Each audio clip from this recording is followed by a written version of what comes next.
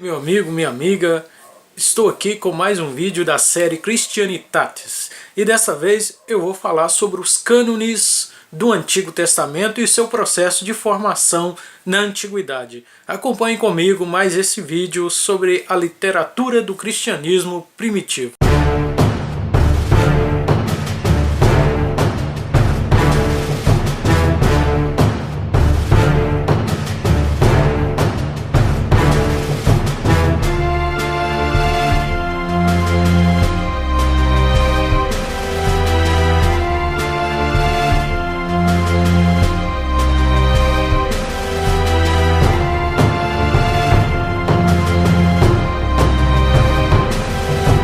Nós podemos identificar um processo de formação do cânone do Novo Testamento que gerou um tempo e um processo longo de debate de mais de 300 anos. O Novo Testamento não foi definido da noite para o dia. Todo o processo de redação, transmissão e definição dos textos sagrados são atrelados a fatores culturais e sociais. Embora fora da academia haja muita dificuldade por parte dos crentes de aceitarem a historicidade deste processo, mas ele não foi instantâneo, não foi mágico.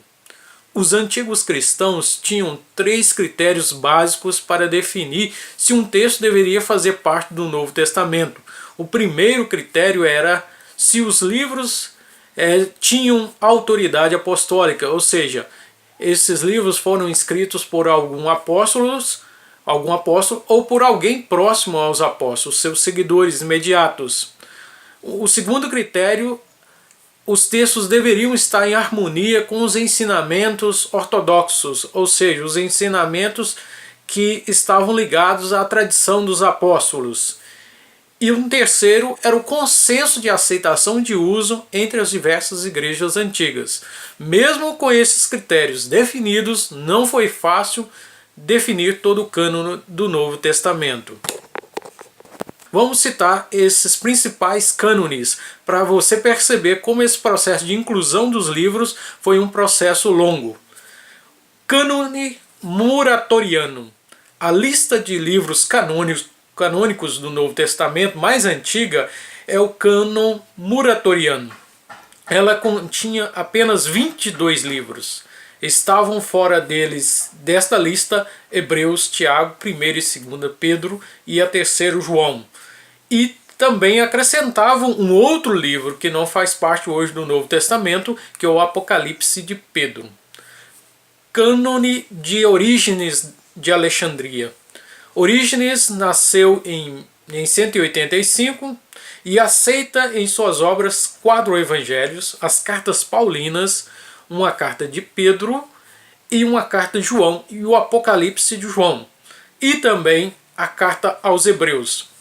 Cânon de Eusébio de Cesareia.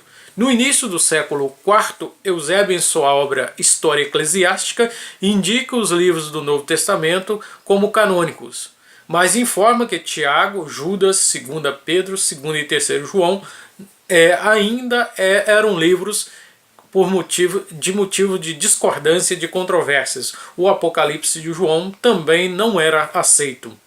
Cânon de Atanásio de Alexandria.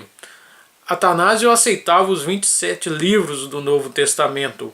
A partir daí, cresce no século IV uma convergência em torno do cânone. Cânon do Terceiro Concílio de Cartago.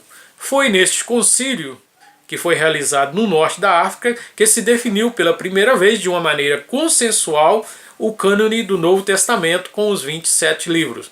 Portanto, há um processo longo que vai aos poucos ampliando o cânone até chegar a este consenso dos 27 livros do Novo Testamento.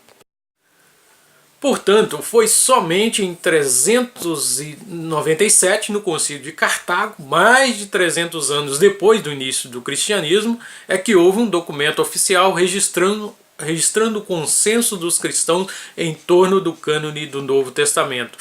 Este concílio Neste concílio também foi registrada a opção pelo cânone mais longo do Antigo Testamento, que voltará a ser motivo de debate na Reforma Protestante. Por essa razão, o Concílio Católico de Trento reafirmou a lista do século IV em 546. O cânone de Lutero optou pelos cânones das primeiras etapas do cristianismo, que são cânones mais curtos, ou seja, com exclusão dos antilegômena, que são aqueles livros do Novo Testamento que foram motivo de rejeição e de controvérsia nos primeiros séculos, e também excluiu aqueles livros que são chamados pelos católicos de deuterocanônicos e pelos protestantes de apócrifos. São os 7 livros que não foram recebidos na Septuaginta, mas que foi motivo de controvérsia. Portanto, nós temos um processo de formação do cânone com mais de uma lista, mais de uma perspectiva e orientação a respeito do que seriam esses livros sagrados. Qual é o cânone correto? Essa é uma questão de consenso interno de igrejas, vai depender muito de doutrinas a ser defendidas, o ponto de vista de cada uma delas, e é um processo histórico longo, é uma disputa para se travar até o juízo final. O objetivo dessa série é mostrar como ocorreu esse processo nos primeiros séculos do cristianismo. Definir o cânone é uma questão de igrejas. Portanto, a gente deixa aqui a contribuição para entender que esse processo da formação do cânone do Novo Testamento, assim como do Antigo Testamento, o Antigo Testamento não é aqui o objetivo dessa série, mas entendendo que todo esse processo foi um processo histórico, cultural, longo, de consenso político, consenso social. Não foi uma questão instantânea, como muitos imaginam, como nós temos hoje os cristãos lendo os livros do Novo Testamento como algo consensual, mas no passado isso não foi, e todo o processo do cânone sempre foi motivo de controvérsias. Então, muito obrigado por assistir mais este vídeo da série Christianitatis, e nós nos vemos numa próxima oportunidade. Até lá!